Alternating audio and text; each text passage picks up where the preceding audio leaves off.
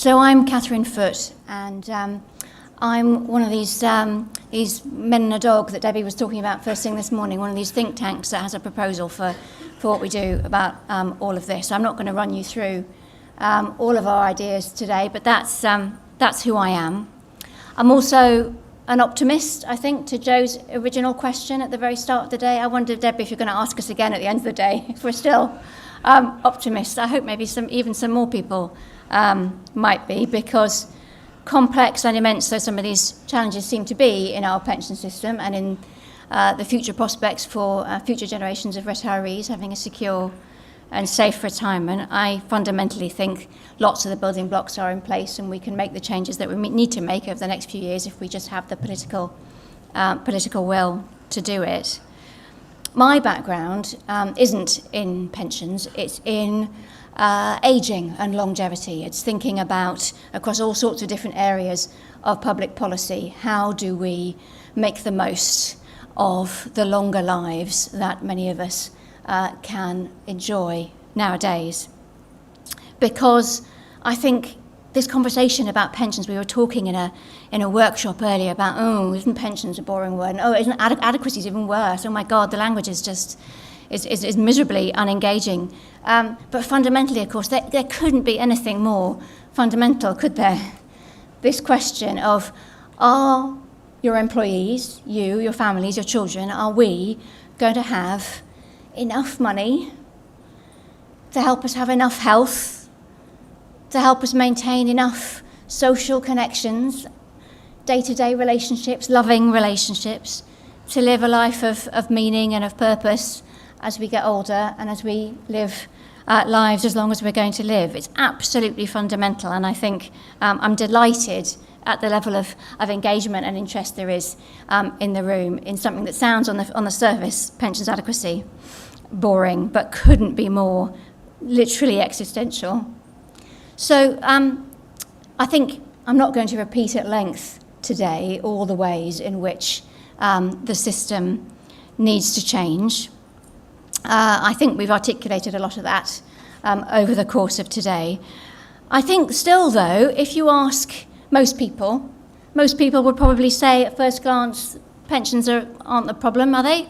In the country at the moment, they're probably the last of our worries. Most people get a pension. I've got a pension. I know my employer gives me a pension. The state pension is famously the most generous bit of our benefits system. Newspapers go on and on about the triple lock, this gold plate that politicians continue to give pensioners. It's younger generations, isn't it, that we need to worry about.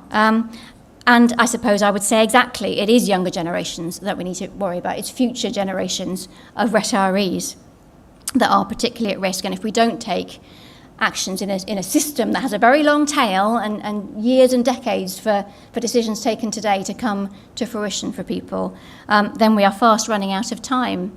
Because as has been talked about, I guess the group that I'm most worried about are brutally, sort of in simple terms, they are sort of middle-aged middle earners, really here. I think it's been articulated already today that the very younger generations, people just entering the workforce, if they manage to live a full working life, staying in that workforce, potentially growing their incomes, with thanks to auto-enrolment, a life spent in auto-enrolment, they're probably already going to be okay, particularly those lower, younger earners on the contribution rates that we've got already. But if you're in your 40s or early 50s, I'm 45, my generation, who haven't grown up necessarily, who've been in that with a life of auto-enrolment, who were in that lost decade that we were talking about, who were working during that lost decade that we were talking about, who didn't enjoy defined benefits, who worked perhaps in the voluntary sector or the private sector rather than the public sector, don't have those DB pensions. These are the people that I'm most worried about. And I totally agree with some of the other comments earlier today that for this group, they don't really have pensions at all, do they? And they don't yet know it. I did some deliberative work with all sorts of people in this age group from up and down the country a year or so ago, all sorts of different backgrounds, all sorts of different income levels. And as the sort of slow realisation dawned about some of these issues that were emerging for them in their pension system, one of them stood up from the table and pretty much shouted, "Well, for God's sake, you should stop calling it an effing pension, shouldn't you?" Because it didn't feel like one, and it's not one. And alongside that, we're facing all sorts of other big changes, I think, that we've also talked about a little bit today, not least these issues of accumulation, but also this sudden transformation that we expect of people from being humans that are protected, that don't need to engage in their pension because they're being defaulted into something, to suddenly these humans that are their own actuaries, their own predictors of their own date of death, their own financial advisors, their own planners, and how impossible that transition is to make for people, how impossible it is to decide how to spread a pot of money out once you retire. And all that investment risk that we now know in the DC world individuals have on entirely their shoulders. Housing, we've talked about, too. Some of the modelling from the Pensions Policy Institute does predict roughly a trebling in the proportions of older households privately renting just in the next 20 years, that takes us from 1 in 20 people privately renting at retirement to 1 in 6. Huge implications for retirement adequacy, and for all sorts of generations, the younger certainly. We've seen lots of low wage growth, a big rise in economic inactivity. We have the highest rates of economic inactivity in all of the G7 nations. So although we've got quite high, reasonably low rather unemployment rates, we've got lots of people who just simply aren't working and aren't looking for work either. And big rises in self-employment too, particularly for people in their 60s. Coinciding, however, with a massive drop-off in the proportion of people who are self-employed who are choosing to save into a pension at all. And so this leaves us with this situation where you can cut it in all sorts of different ways. Overall, DWP calculate it as 2 in 5 workers are going to be retiring on something inadequate. And we know that if you take that into just the DC population, if you take it into just people who are currently middle-aged, on some estimates, you begin to get into 6 in 7 of that group are going to be in for a nasty shock.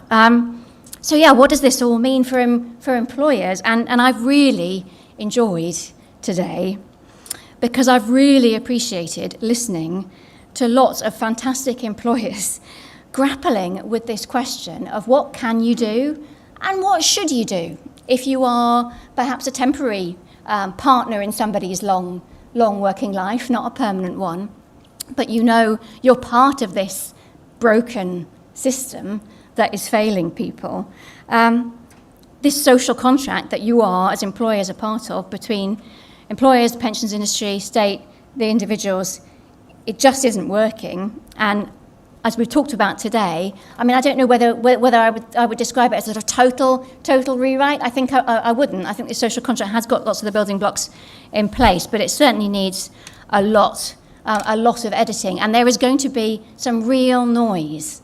I think Yvonne described it as what did she call it? A sort of smorgasbord of all-you-can-eat buffet of noise and of options in the sort of pensions policy debate at the moment. There is going to be a lot of noise about automatic enrolment, about sidecar savings, about what do we do about self-employed, about pensions dashboards, about small pots, about information and advice and guidance at retirement, about decumulation defaults, about how do you get that right mix between fixed costs, variable costs, about what do we do to keep people in the workforce and enable them to transition to retirement. All of these things are going to get, I think, very noisy over the last few years. So I guess I would just encourage you all to join in. Please join in that conversation because you are part of this failing system, and you have got a really important voice about how to make this work for you as employers and for your workers of all sorts of different ages and all sorts of different backgrounds. And I don't think you do need decades of pensions experience to begin to engage in these conversations over the next few years. I don't have it, and I'm having a go. And I think you should all too, because this is so fundamentally about, what do employers do for workers? What is the deal you want to make with your workforce? What is that social contract? Who should employers do what for and when? And where should the state intervene or not? These are all big choices and big questions that I hope the current pensions minister grapples with, and we begin we begin to tackle over the next few years. The DWP, let me just finish by saying, did a piece of work recently, some sort of qualitative research with workplace DC pension savers. And big, lovely report. If you want to find out what sort of nationally, a really robust evidence about what workplace pension savers think about their pensions and what they're worried about, what they're thinking about. Beautiful piece of work, and it was summarised by the lead researcher in 3 words: public attitudes to their own pensions. And those 3 words were detachment, fear, and complacency.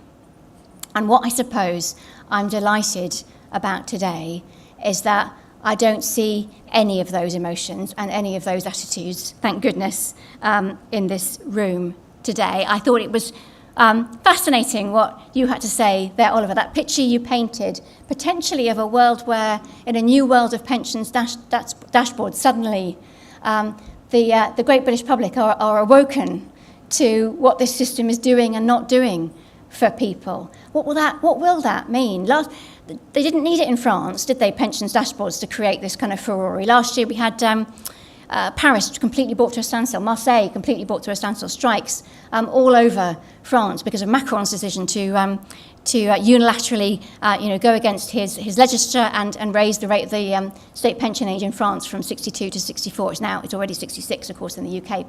And the French like to strike, don't they? They strike a lot about all sorts of different things. I'm not saying pensions dashboard will lead to nationwide strikes, but it could do. And there's a little bit of me that almost hopes that it does, because we need to have this conversation properly as a country, and we need to take these issues seriously. So I will finish there and just say thank you so much for engaging so much today.